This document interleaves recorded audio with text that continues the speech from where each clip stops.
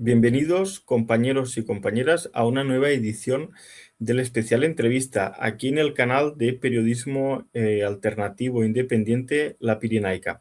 Como sabéis, nuestra misión es tratar de mostrar todo lo que los medios hegemónicos, los medios occidentales, ocultan, tergiversan y manipulan para impedir de que el pueblo pues tenga conocimientos de lo que está sucediendo. Y para ello contamos con compañeros, amigos y expertos de todas las partes del globo.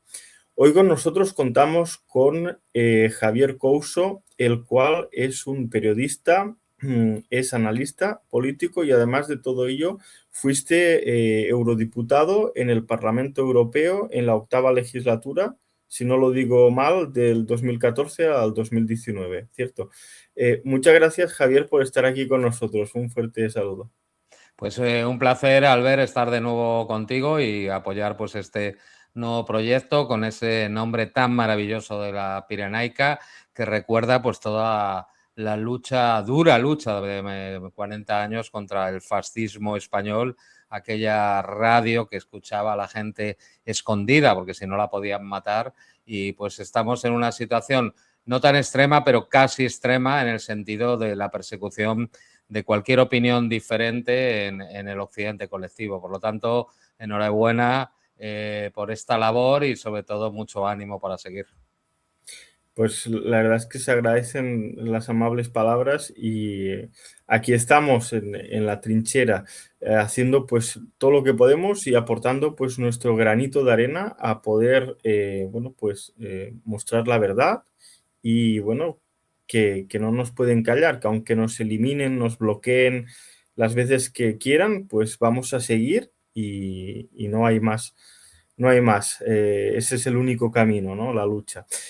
Yo principalmente, como sabes, siempre me gusta empezar con mis invitados con, bueno, pues algunas preguntas de carácter histórico.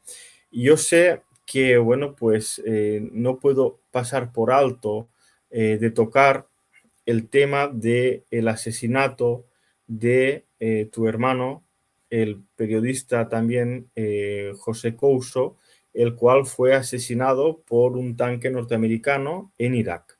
Y me gustaría preguntarte cómo fue, cómo recibisteis la noticia ese 2003 del asesinato de un ser tan cercano, de un ser tan querido como era tu hermano. Pues lo recibimos por medio de los compañeros míos y compañeros de mi hermano, periodistas, porque nos dimos cuenta prácticamente de que se había producido un ataque, ¿no?, contra los centros de prensa de Bagdad, donde estaba la prensa independiente y que había heridos, ¿no? Entre los ataques que se realizaron estaba el hotel donde estaba mi hermano y más de 300 periodistas internacionales. Entonces, un amigo, compañero mío, trabajaba en aquel momento en Telemadrid, fue el que me avisó y ya nos pusimos pues, en contacto con la cadena con la que trabajaba, con Telecinco y toda la familia, ¿no? Para la gente, porque han pasado muchos años, por hacer un breve recordatorio, ese asesinato se produjo en medio de la invasión de Estados Unidos a Irak, que curioso, seguimos prácticamente en el mismo lugar del imperialismo agresivo y asesino. Hoy lo vemos en una nación hermana como Irán, en Palestina y en el Líbano. Pues aquel momento esa invasión que produjo más de 4 millones de muertos, pues al no conseguir controlar la prensa independiente se le empezó a atacar, y en ese momento que estaban entrando las tropas estadounidenses en Bagdad, pues atacaron las 3 señales en directo, que eran la televisión de Abu Dhabi, Al Jazeera Televisión y la televisión de Reuters, que era justo el cámara que estaba encima del balcón de mi hermano, desde el cual grababa desde hacía 6 horas a esos carros de combate estadounidense, con lo cual no había ninguna amenaza de armas contra carro. Los carros de combate estaban encima de un puente parados, es decir, un carro, cualquier militar lo sabe, si tiene amenaza de armas contra carro, busca una masa cubridora, utiliza los botes fumígeros de ocultación vehicular, etcétera. Nada de eso pasó, ¿no? Y mi hermano pues fue asesinado junto a Taras Prosiuk, el cámara de Reuters, de nacionalidad ucraniana, el productor jordano Tarek Ayub, que trabajaba en Al Jazeera, y mi hermano. En la televisión de Abu Dhabi hubo heridos, pero no hubo muertos, ¿no? Pues eso fue como nos dimos cuenta, ¿no? A partir de ese momento, pues un mazazo terrible. Yo había trabajado años con mi hermano, él había cubierto muchas guerras, no se estaba jugando el tipo ni estaba en medio de un fuego cruzado, o sea, fue un ataque deliberado de la tercera división de infantería acorazada de los Estados Unidos, dirigida por el general Wolford, contra todos los centros de prensa, para hacer lo que hacen siempre: ocultar sus asesinatos y sus invasiones, impedir lo que ellos dicen que defienden, la libre información. Qué curioso, ellos son los que acaban con la libre información. Entonces, básicamente, lo que me estás explicando es que los americanos querían cubrir sus huellas, o sea, pero lo que es extraño, porque estar, bueno, pues prácticamente como tú decías, 6 horas en un mismo punto y después de forma deliberada, pues abrir fuego contra un centro donde sabes que hay prensa, porque incluso eso va a ser contraproducente, porque lo van a sacar posteriormente en tu contra, ¿no? Es lo que Sí, no, no sí, se entiende cómo de pueden. hecho, mi hermano se convirtió, pues, en un símbolo, ¿no?, de la lucha contra la impunidad de Estados Unidos, la libertad de información. Le salió el tiro por la culata también porque mi familia, sus compañeros y amigos fuimos batalladores. Estuvimos más de 20 años luchando, incluso en las vías judiciales. Incluso hubo una instrucción por parte de la Audiencia Nacional Española, que se desplazó incluso a Bagdad a hacer una reconstrucción de los hechos. Lo que hay que explicar es que esos carros de combate no tenían prácticamente amenazas más que de fusilería, algo que no hace nada, evidentemente, a los carros de combate. No existían los drones en aquel momento, el espacio aéreo estaba cubierto tanto pues por los helicópteros Apache como por los A-10, los aviones anticarro, que, bueno, había un control absoluto, ¿no?, y satelital, por lo tanto, no había ningún control. Pero claro, no sabían lo que iba a pasar en la otra orilla cuando cruzaran el río Tigris, y si iba a producir pues una batalla urbana, si había pues puntos, ¿no?, con armas anticarro portátiles, etcétera, etcétera. Y además querían construir la imagen que luego vendieron al mundo, una imagen icónica como la de la playa de Iwo Jima, de la isla de Iwo Jima, levantando la bandera de Estados Unidos, porque fue la que consiguieron, ¿no?, que era la caída o la destrucción de la estatua de Saddam Hussein, que la hicieron marines estadounidenses acompañados de todos aquellos colaboracionistas. Pero de hecho, entre esas imágenes que grababan mi hermano y sus compañeros y la caída de la estatua de Saddam Hussein, no hay imágenes de cómo esos carros de combate toman la totalidad de la imagen de Bagdad. Esa es la hipótesis que nosotros hemos manejado y que ha manejado incluso la instrucción de la Audiencia Nacional, del juez Santiago Pedrade, el magistrado, a pesar de que luego se le obligó a cerrar el caso, pues al derogar primero el gobierno del PSOE y después el gobierno del Partido Popular, pues todas las leyes que permitían que un español o una familia española investigara un asesinato de un ciudadano de nuestra nacionalidad en el extranjero. Con lo cual, esa yo creo que es la explicación. Terminar con esas señales en directo, porque se atacaron esas 3, eso lo tenemos absolutamente comprobado, con pruebas periciales y con los testigos que había, y luego un apagón informativo hasta esa imagen que cualquier persona la puede ver en internet, de cómo tiraron la estatua de Saddam Hussein, incluso le pusieron una bandera de Estados Unidos encima, ¿no?, que también fue una imagen que impactó mucho y que ayudó mucho a empezar a crear la resistencia contra la ocupación, que al final consiguió echar prácticamente al grueso de las Fuerzas Armadas estadounidenses después de prácticamente 7 años de batalla constante del pueblo iraquí, a pesar de que hoy mantienen 2 bases, pero que son continuamente atacadas por la resistencia iraquí patriótica, ¿no?, podríamos decir. Pues sí, precisamente lo mencionabas, ¿no? Que se abrió incluso un proceso judicial. Yo te quería preguntar, en todo momento ¿Cuál fue la posición del gobierno de España? O sea, la familia encontró apoyo, de alguna manera se intentó buscar los criminales, se intentó hacer justicia. Lo digo porque vemos que cuando eh, el caso ya no es ni de asesinato, sino de, por ejemplo, algún preso, eso lo vimos hace unos años en Cuba, ¿no? Cuando había un español preso en Cuba, eh, el gobierno de España insistiendo en la libertad, etcétera, en que va a proteger a sus ciudadanos. Cuando eso mismo pasa, por ejemplo, en Irán, ¿no? Y hay algún español allí, pues lo mismo, ¿no? Pues que ellos lucharán por esos derechos que son ciudadanos suyos, que quieren protegerlos, etcétera.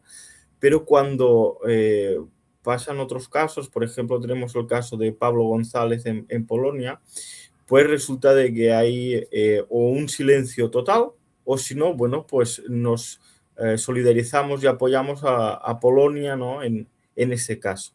Pero Pablo González era un ciudadano español y ahora yo te quería preguntar, en el caso ya directamente del asesinato de tu hermano, ¿cómo se comportó el gobierno español?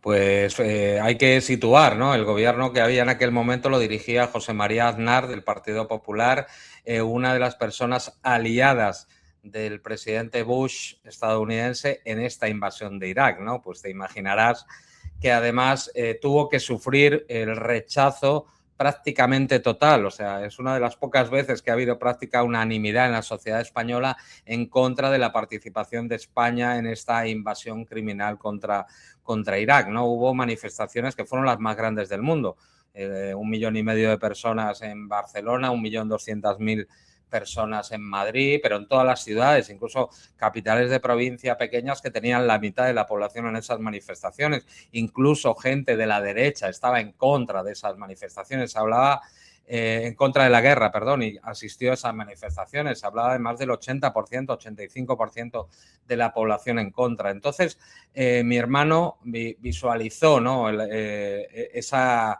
guerra ilegal, ¿no? El día anterior había sido muerto el hijo de un dirigente político español, comunista, Julio Anguita, pero él murió dentro de una unidad militar, era uno de los periodistas empotrados en Bébede dentro de una unidad militar, por lo tanto era un ataque militar a una unidad militar, pero en cambio el ataque a mi hermano era un crimen de guerra, un presunto crimen de guerra por el ataque a un lugar donde se concentraban los periodistas debidamente acreditado y el mando estadounidense lo sabía. Entonces, evidentemente, Aznar reaccionó apoyando inmediatamente al gobierno de Estados Unidos. Nosotros le pedimos que tuviera altura de Estado, porque incluso si hubiera sido un error, ¿no? Como decía el CESCOM, el Centro de Mando Estadounidense Militar, a pesar de que cambió 4 veces de versión, si hubiera sido un error, pues no habría ningún problema. En una materia, dos aliados que pertenecen a la OTAN y en el marco bilateral, los convenios que tenemos en materia judicial y penal, pues haber investigado lo que había pasado. Y si era un crimen de guerra, pues mi padre era militar, ¿no? Pues perseguir a los criminales de guerra. Me da igual que fueran españoles, estadounidenses o alemanes, que es lo único que denuncia el Hollywood, ¿no? Los nazis alemanes, esos sí son criminales de guerra, los suyos no. Pues no hubiera pasado nada. Pues ahí no tuvimos ningún apoyo. Pero lo peor fue que por parte del partido PSOE, el que gobierna ahora mismo, que iba a gobernar con Zapatero, pues cuando estaba en la oposición dio todo el apoyo. O sea, venían a apoyarnos, decían que sí, que iban a exigir, que qué vergüenza que España no exigiera a Estados Unidos una investigación. Y bueno, todo fue cambiando cuando llegaron al gobierno, porque no se atrevieron pues a tener una postura, ¿no? de nación soberana y exigir explicaciones. Nos habían utilizado electoralmente. Y luego nos dimos cuenta claramente con los papeles de Wikileaks, que se descubrieron pues aquellos papeles pues de la diplomacia estadounidense en España, y en ella comprobamos pues como por ejemplo el fiscal general del Estado de aquel momento se reunía con el embajador de Estados Unidos, la vicepresidenta del gobierno, María Teresa Fernández de la Vega, se reunía también con los gobernantes estadounidenses para tratar de cerrar el caso, y el ministro de Justicia exactamente igual.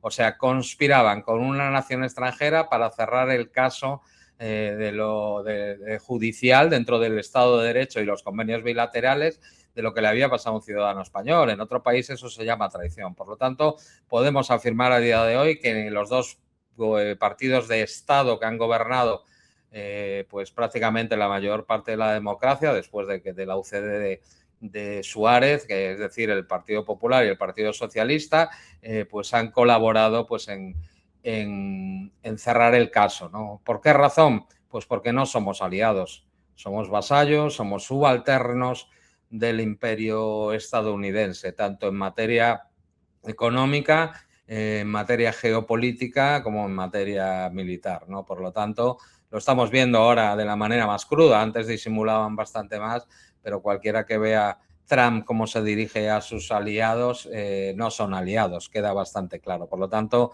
hay que dejarlo claro. No tenemos soberanía en nuestro país. Pues realmente Trump está bien que lo está dejando claro, porque para que el que le podría quedar alguna duda, ¿no? Para el que podría decir, no, pero es que son nuestros aliados y demás, ¿no? Él siempre lo dice de forma muy clara. Incluso podemos decir que está bien, ¿no? De que siga ese ejemplo de mostrarse tal y como es, porque, bueno, pues no queda ya, a nadie no le queda ninguna duda de lo que es el imperialismo norteamericano. Precisamente tú eres una persona que siempre ha sido un activista destacado en contra de la OTAN, en contra de que España sea miembro de esa organización militar. Y bueno, yo te quería preguntar, ¿crees que el pueblo del Estado español fue engañado para la entrada a esa organización en los años 80? Absolutamente. Bueno, es cierto lo que dices porque mi primera manifestación política a la que fui fue contra la OTAN.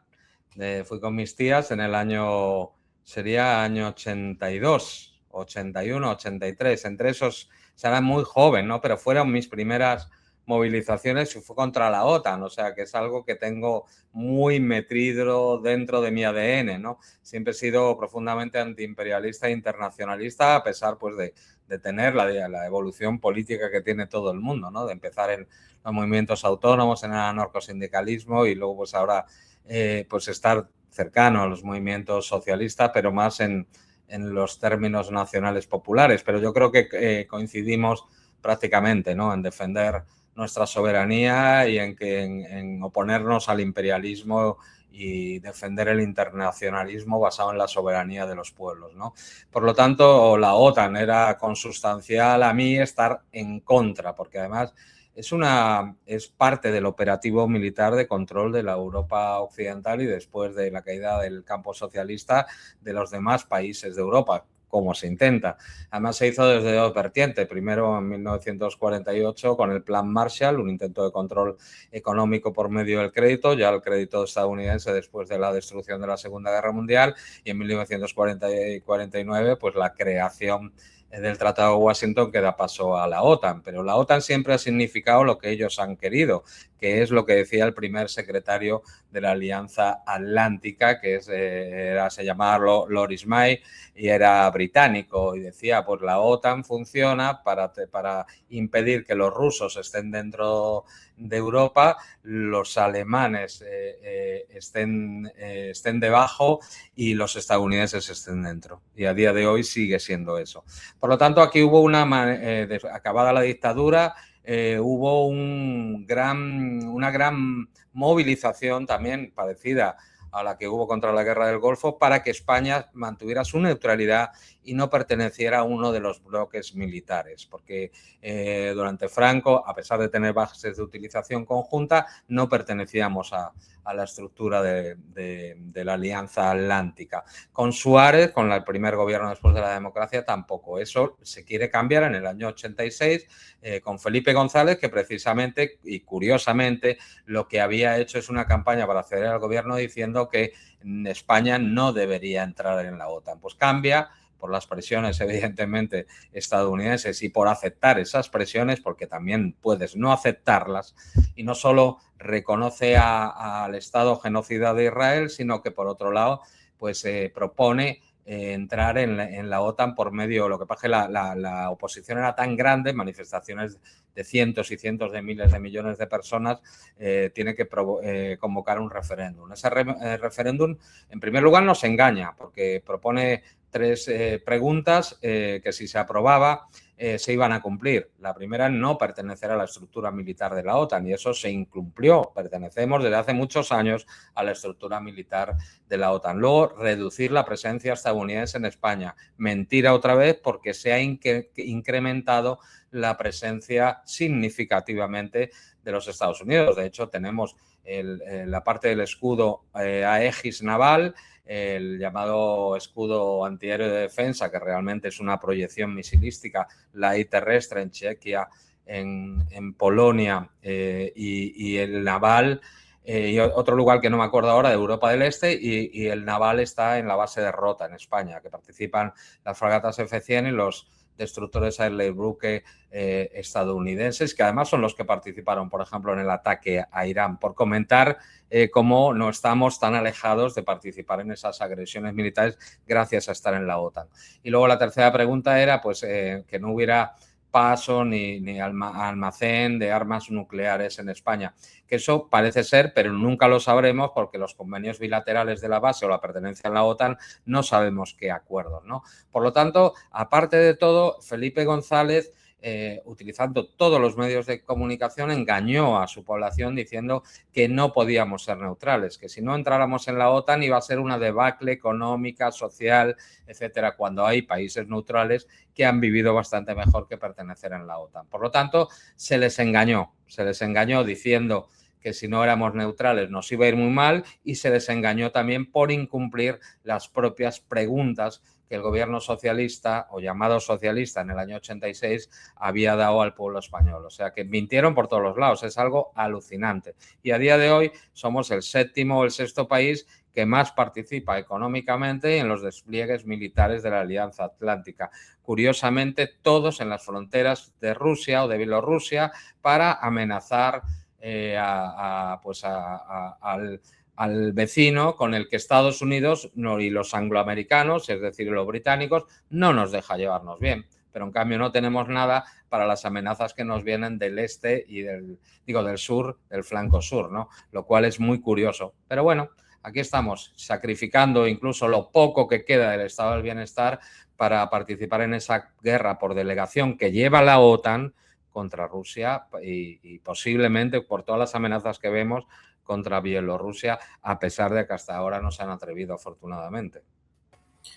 Pues sí, la verdad es que cada vez hay mucha más tensión y les gustaría que Belarus formara parte del conflicto para ampliar, y porque tienen desde hace años bueno, mercenarios bielorrusos, por ejemplo, nacionalistas y fascistas, que primero los estuvieron entrenando en Polonia y posteriormente tienen ya experiencia en combate en Ucrania, y que les gustaría extender pues ese conflicto, que también hubiese aquí un derramamiento de sangre, que hubiese una guerra civil, etcétera, ¿no? Y al final pues intentar debilitar a Rusia y aprovecharse de todo lo posible para que se quede sin aliados y demás. Ya un poco para ir terminando la entrevista, como decía al principio, tú también fuiste eurodiputado y fuiste eurodiputado por Izquierda Unida. Bueno, yo te quería preguntar, ¿realmente el Parlamento Europeo sirve para algo o solamente es un circo? A ver, el Parlamento Europeo está hecho para dar una supuesta imagen de democracia y participación de los países que pertenecen a la Unión Europea. Porque hay que recordar que la Unión Europea fue profundamente antidemocrática. Las primeras elecciones se realizaron en los años 70, ¿no? Y luego, además, cuando ha habido diferentes elecciones para la Constitución Europea, se repetían hasta que salía lo que ellos querían. De hecho, pues las partes que mandan de la Unión Europea, como la Comisión de la Unión Europea o el Banco Central Europeo, no tiene decisión los parlamentos ni hay una elección popular directa. Es decir, a von der Leyen o a la Kaja Kallas no los ha elegido para esa función ningún ciudadano europeo, ¿no? Por lo tanto, es esa apariencia, ¿no?, de participación ciudadana. Pero es un Parlamento que prácticamente no tiene funciones en muy pocas materias para legislar. Por ejemplo, los presupuestos no se elaboran, o sea, se pueden rechazar y se mandan otra vez a la comisión, ¿no? Se pueden aprobar o rechazar, pero no se pueden aprobar o trabajar, ¿no? Es decir, es un Parlamento mastodóntico, además que tiene 700 y pico diputados. Cuando estaba yo había 753, luego sucedió el Brexit, además como un presupuesto muy, muy elevado, pero que sí sirve realmente como caja de resonancia para luego poder realizar pues todas las acciones y todo el suicidio que estamos viendo de la Unión Europea.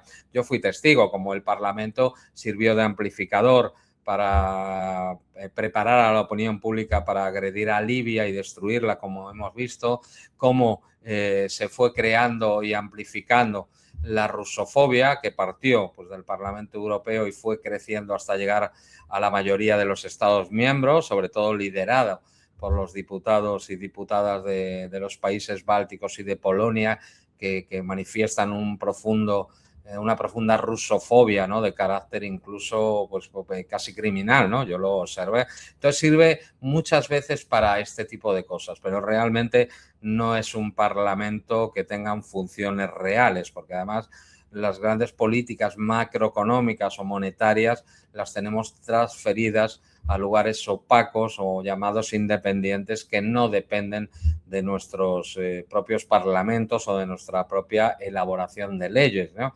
De hecho, pues los parlamentos, mi gobierno, el gobierno español, le tienen que dar el ok a los presupuestos generales del Estado si es que los aprueba, que aquí llevamos un tiempo sin aprobarlos y llegan siendo prorrogados, pues tendría que aprobarlo la comisión, ¿no? Por lo tanto, somos estados intervenidos y además quieren ir más a esos estados intervenidos, a que cada vez tengamos menos capacidad de decisión los estados-nación y que vayamos pues a un poder diluido en el que gobiernan pues los grandes poderes o los grandes poderes dependientes de la postura atlántica angloamericana o los grandes poderes económicos, financieros o ahora del tecnofeudalismo, ¿no? Eso es el proyecto europeo del que hablaba yo antes, ¿no?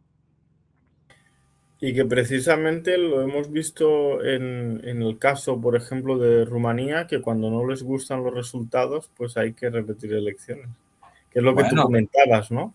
o, por ejemplo, lo hemos visto en el caso húngaro, ¿no? A Orbán, pues, no lo perseguían porque era muy malo, ¿no? No, realmente lo Sí, perseguían porque él hacía algunas objeciones pues a la relación con Rusia, sobre todo pues esos países que a nivel energético, lo hemos visto hace poco en Georgia, en Georgia, ¿no? Elaboran una ley para protegerse de esa intervención del poder supuestamente blanco, de esas ONGs financiadas por potencias extranjeras, y también pues se les ha dicho, o lo hemos visto también en Moldavia, etcétera, etcétera. Evidentemente es una democracia a la carta de ellos, no de claro, sus claro. ciudadanos.